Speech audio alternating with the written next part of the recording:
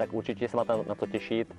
Věřím, že 5 Sauvignonů, které budete mít možnost na ochutnání, vás zaujmou nejen svojí aromatikou, ale celkově i vlastně tou dochutí, tou krásnou mineralitou, kdy vlastně vína z České republiky, nebo spíše z Moravy, a Sauvignon hlavně má krásné klimatické podmínky, srovnatelný třeba i s Novým Zélandem, kde krásná ta ovocnost, přecházející přes tropické ovoce až přes ty broskvičky.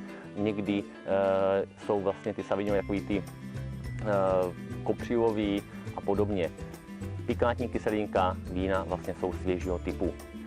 U té pálavy je to zase odrůda, která je vyžehtěná nebo je přímo určená pro tady ten jihomoravský kraj, kde je krásná ta mineralita z té pálavy, z těch kopců a vlastně křížením Milleru a tramínu, kde vlastně ten tramín dodal tu kořenitost do toho vína, tak a Miller to velmi zjemnil, si myslím, že určitě budete velmi spokojení, kde budete vlastně chutnat 6.8. Takže se na vás těšíme.